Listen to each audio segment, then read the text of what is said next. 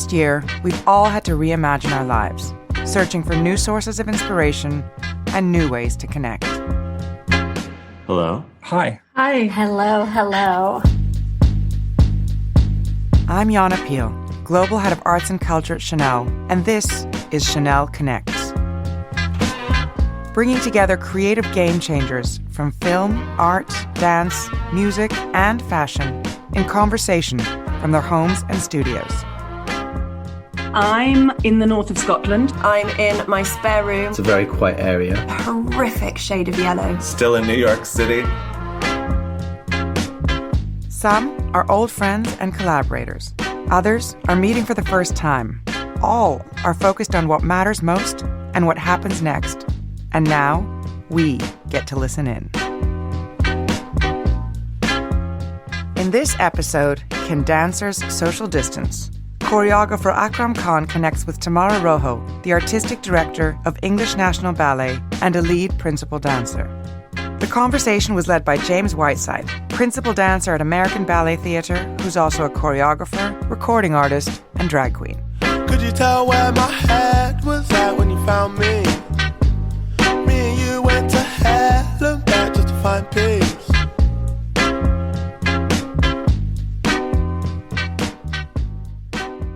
Akram and Tamara, I am so happy to be talking with you today. I am in my New York City apartment in Brooklyn, and there are the beautiful sounds of construction across the street, letting me know that I am still in New York City. I would love to just talk to you a little bit about what you're doing right now, what city you're in, what room you're in. Let's start with Akram. Well, I'm at home in Wimbledon. It's a very quiet area. And I'm just with my family. I'm just holding my two kids back. I gave them strict instructions not to come in while we're doing this. And I'm sure they're going to break that rule. Well, that'll be a nice diversion. What about you, Tamara? I'm also in London. The company went back to work a few months ago now in August. And we did our first live performance, which was also broadcast online. So there is some hope, and there's quite a lot of activity in the studios. The dancers are all back in bubbles. We're creating new work. So it's not all gloomy, but it is very, very different from what we had planned, for sure. Well, congratulations. I am very jealous. Can I ask you both what your favorite silver lining during this time is? I think for me has been that from the very first day we were sent home, I started teaching from my kitchen, and we decided to share this online with everybody because I gathered that there would be so many dancers around the world in very similar situations. And our mission and vision of EMB is sharing the art form however we can with as many people as possible, wherever they are, whatever that means. That's what we're here to do. And so I felt that the right thing to do was to open that class for everybody. And we actually had, at the end, 4 million people joining us for class.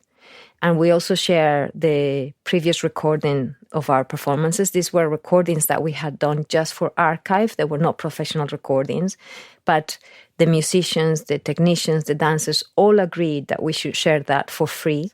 And the messages from people from all over the world that usually don't get to see what we do, saying how meaningful it was for them to be able to take class every day, to get up, to feel motivated, to watch our performances online. It just kind of reminded me how important what we do is and how meaningful it is for people everywhere. Absolutely. Yeah. And I don't know about the both of you, but I always feel better after moving my body. And I think that's a beautiful thing you're doing, sharing that with everybody. 4 million people. Goodness gracious. That's incredible. That's amazing. All right, Akram, what's your silver lining? My mum came to stay with me at one moment for a week. She's never lived with me, though she lives next road. We had to quarantine her in my house because my father was stuck in Bangladesh. So he came back and he took over the house, and my mum had to come here. It was complex. But she lived with me and with my family. And what was beautiful was to spend time with her and my family. But what she said to me suddenly changed the way I was perceiving the world and the environment. She said to me at one moment, when she saw me really down, she said to me, we're all forced to stop traveling. We're all forced to stop physically connecting. We're all forced to stop moving outside our home. We're all forced to just stop. But just change stop, the word stop, for pause. And I did that. And I thought, in that pause, perhaps pause is a moment to reflect. The word pause just allows me to breathe rather than stop, because stop felt for me like it was the end, like it was death. Being with my mother and my mother kind of reflecting those thoughts to me really helped me get through this. I think a lot of people have connected with their families in ways that they never would have otherwise. In all honesty, I didn't think I would ever want to Zoom at all. I'm not a big fan of technology. It's one-dimensional. But because of the situation, technology allowed me to look at technology differently and have a different relationship with it. Because without being able to connect with people, I would have been truly isolated. So that was a big shift in my thinking. I also think that without technology, we would not have been able to pause, as you said. It would have been a stop. Exactly. And I think the world has kept moving in a sort of strange and interesting way because of technology.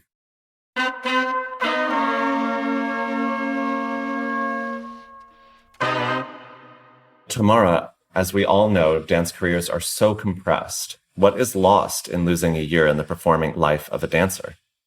I mean, if you think that you train for about 12 to 15 years and you probably dance, if you're lucky and you don't have any major injuries, for 20. That's the kind of return on investment, if you want to look at it like that. You put in 15 years for 20 years of a career, and then suddenly one is lost. It is enormous. It's a huge percentage of someone's career.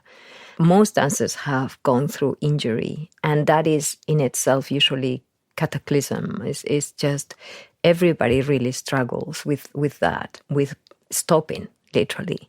But there is that other side that is allowing your body to heal. So there seems to be a purpose for that. This seemed to have no purpose whatsoever. It was something that nobody could control. And that's why I tried so hard to, like you say, make people move even if they were in their kitchen, and to try to reopen the company as soon as we could and hire choreographers and bring back musicians, and just to reactivate the sector and to start doing something, no matter what, no matter how little it is. Because as you say, if it feels like your life is running away from you when you can't dance, and this is your vocation and your motivation and your passion. I haven't stopped since I was 9 years old. Yeah. You start dancing and you just don't stop. Anybody who gets anywhere does not stop unless they have a very difficult injury. So this is incredibly strange for working dancers, because this is the first time they've had to sit down for a little while and figure out, okay, am I able to do anything else, really?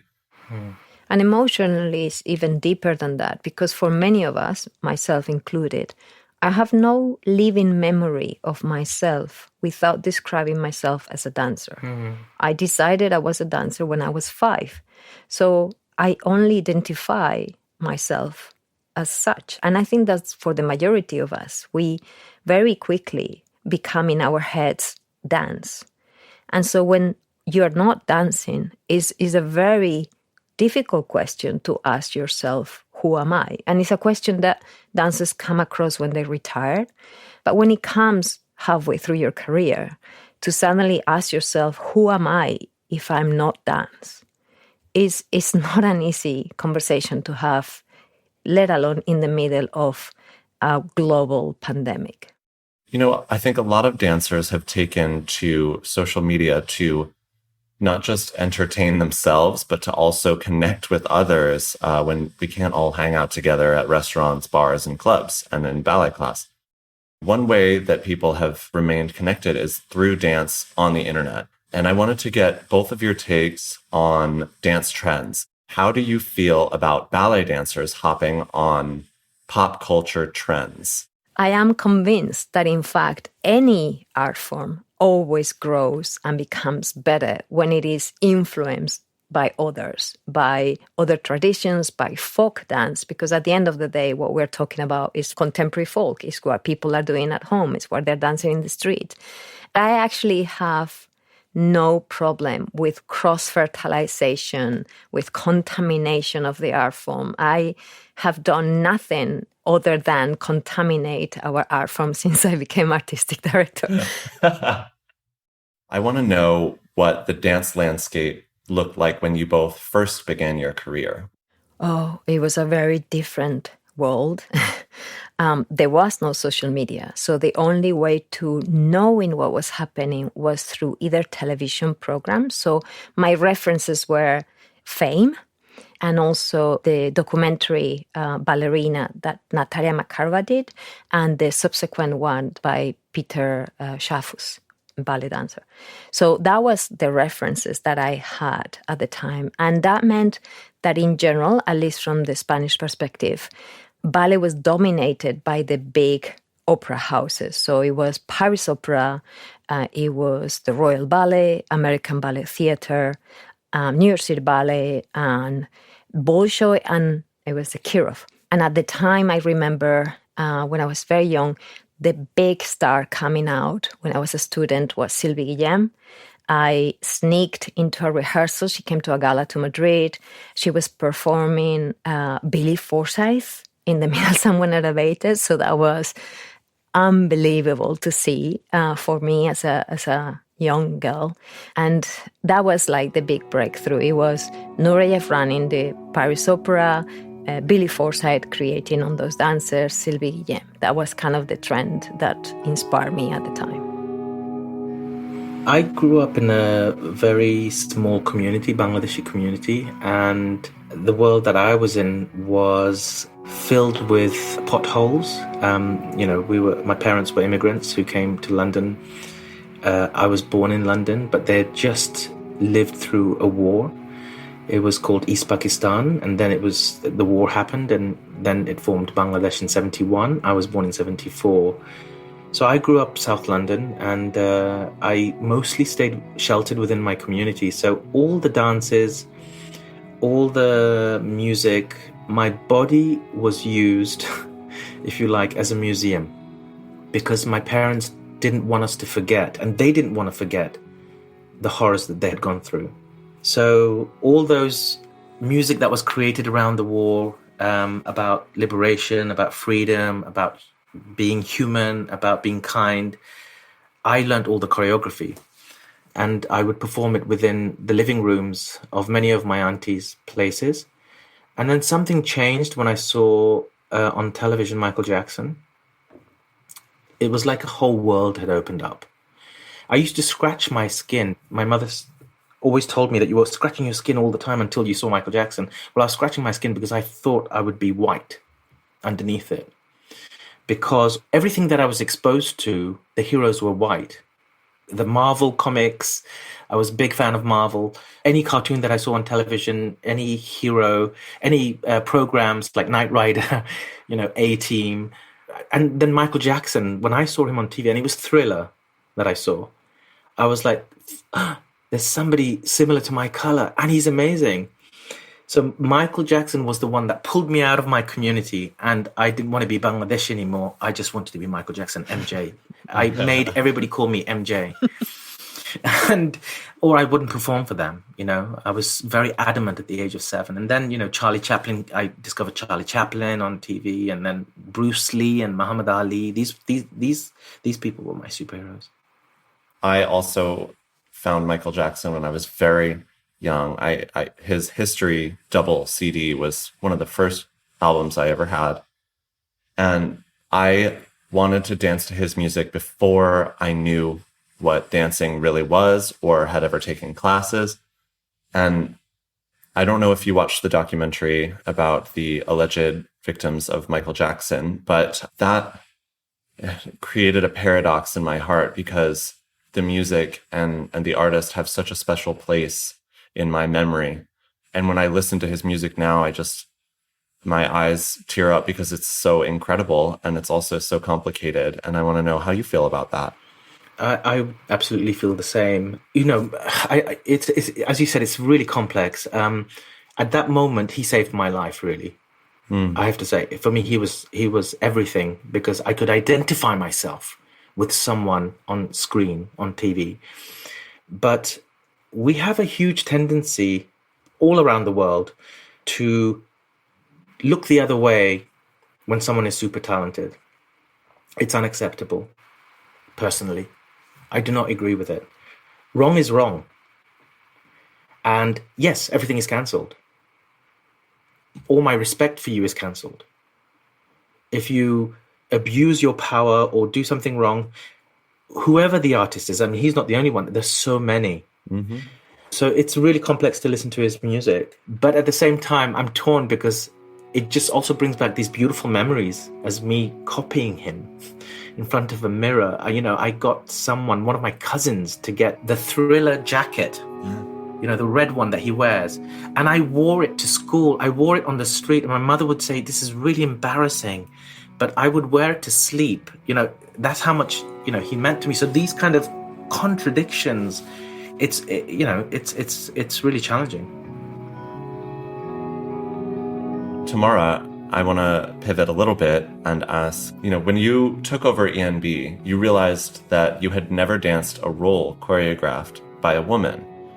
And I want to know how that made you feel and your actions afterward.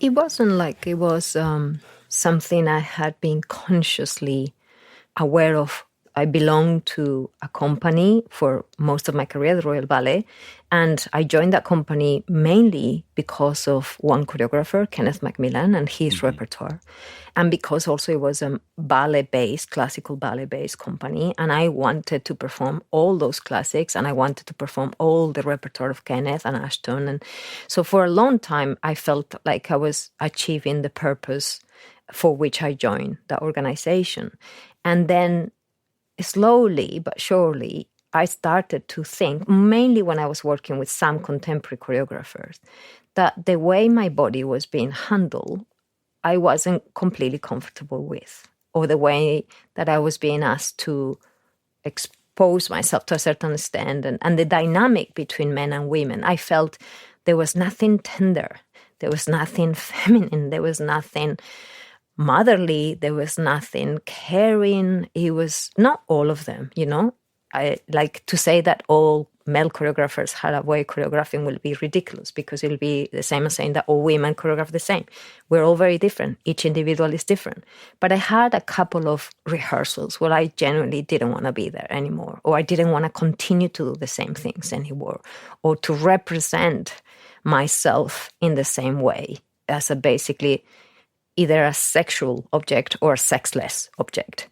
And so once I was an artistic director, and, once you have the power to change, I had the responsibility to make a change. And so I started commissioning women. And the first program we did is She Said, and I commissioned 3 women.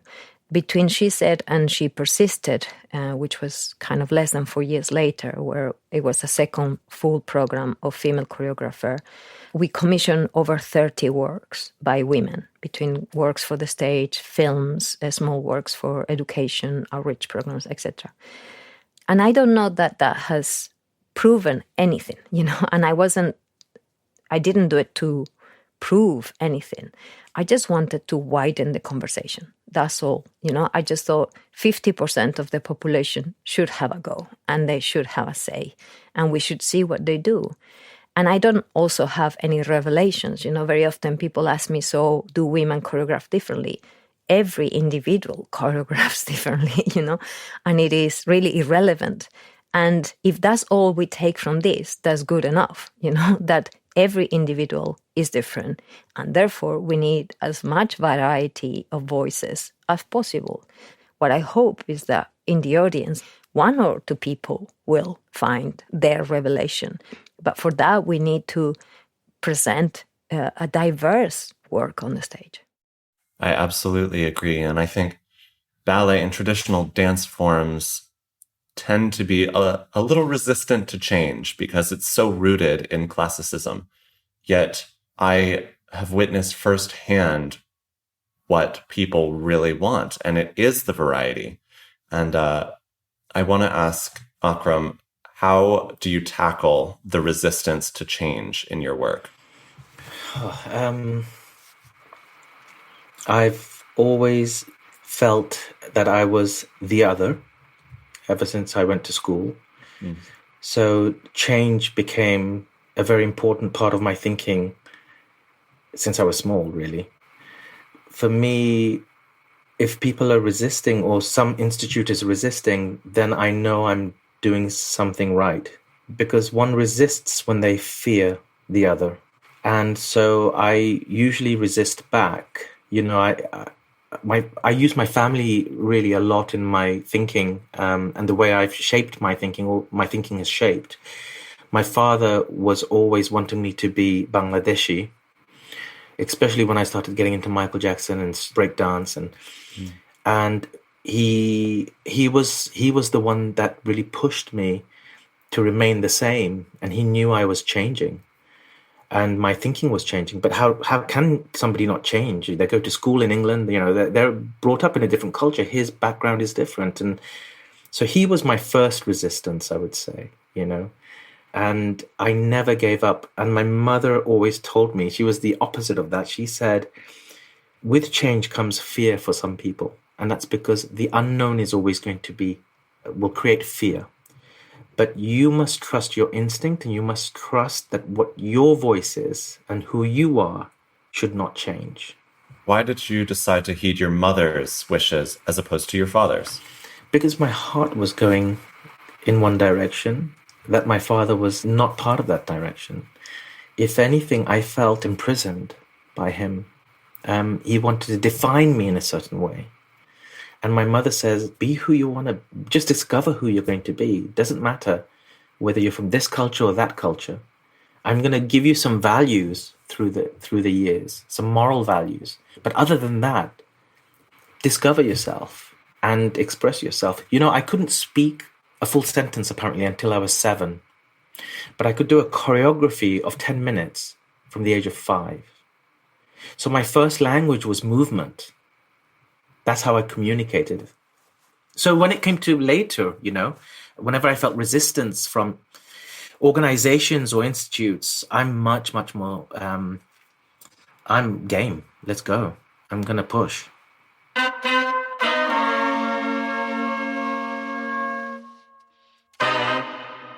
Tamara, how did Giselle with Akram come about? What's the origin story of this amazing production? For me, it started when I watched Dancer in the Dark with Björk, and I was sitting in the cinema, and I adore Björk and I adore the film director. But halfway through the film, I suddenly thought, this is Giselle. This is basically the story of Giselle. It's the story of this woman that feels nothing but love and hope. And despite everything, she will continue to dance and hear music that nobody else does and hope for the best and just continue through her journey. And everybody else will misunderstand and everybody else will eventually destroy it just because they can't have it. That made me think that Giselle could be told in many different ways. And also when I was very young, I was 9 years old, I saw Culver Ballet and I went to see their Carmen. And I think I was 10. And again, it was such a revelation. Suddenly ballet was anything I wanted it to be. It could tell any story. It could have any language. Suddenly, my head exploded. And I remember I came back home and I screamed at my parents all night, you have to go. We have to go again and again and again. So for the whole week, I made them come back. And we saw Carmen and Giselle, I don't know how many times. I was like, we need to see this again. You need to see this. So, you know, in my mind, I had for a long time thought that Giselle deserved another go. And so Dust was an amazing experience for the company, for the dancers, for everybody. And obviously, I wanted to continue this journey with Akram. And so I kind of challenged him and I said, okay, I know you can do this. I know you can do Giselle, because I know you can explore the story without fear. I know you will be able to find new ways of telling the story. And I know you will understand the deep spirituality of the second act of The Other World. And thankfully, he agreed. I was always suspicious, to be honest with you, with any ballet company approaching me, because I felt intimidated always. But when I first met Tamara, already I felt someone who was daring to listen. That gift is lost. When I speak to artistic directors around the world, so many of them want to talk to me, but they're the ones doing the talking. But Tamara is a listener. And that's why the difference between an artist and an artistic director. When she approached me with Giselle, I was really nervous about it, because it's one of the most beloved stories in England. And already I also felt intimidated by it, because I'm not white. And I've not worked at the opera house. And I don't come from that world. But I felt an immense love and passion Tamara had, not for the product, not for the result, but equally for the process. She wasn't asking just about what kind of show are you going to make with Giselle, but she was asking, what do you need?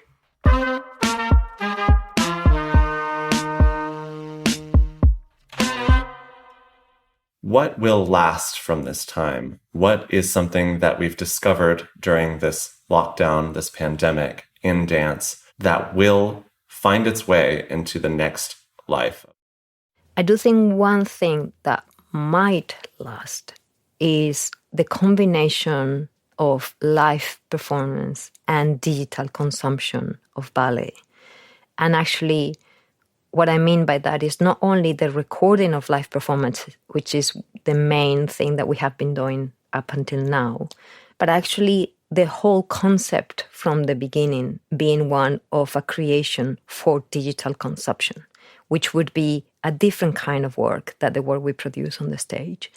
And already, as I said, we are right now creating 5 pieces of work with the sole purpose of them existing online. So the whole concept for the beginning is that people will consume in their screens, and therefore they are a different type of work. And I think moving forward, I do believe that there would be those parallel activities now for companies, that there will be creations that are a concept for the stage and for live performance, and there will be others or versions of those ones that will be solely to consume online. And I think that probably will remain. I agree with Tamara that dance generally will have those two avenues. I feel digital right now is a placeholder. We haven't yet found the real kind of space for it, but it's a placeholder until the live gets back. But we've discovered the possibilities of what could happen with digital. And so I completely agree with Tamara that yes, there will be two avenues, but I don't feel that live will go away, because it's the oldest ritual that we have. What it means to be human is to come together, to share stories, to experience those stories together. It's the oldest ritual. And that just doesn't disappear from one pandemic, because it didn't disappear from the other pandemic, and it won't disappear from the future pandemic.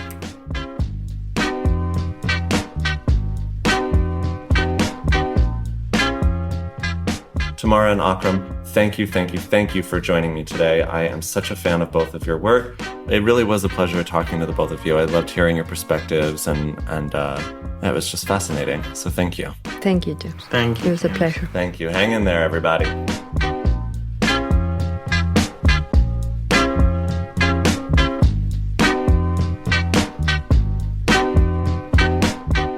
Thank you for listening to Chanel Connects. Don't forget, you can subscribe to the show in your favorite podcast app to get new episodes as soon as they're released.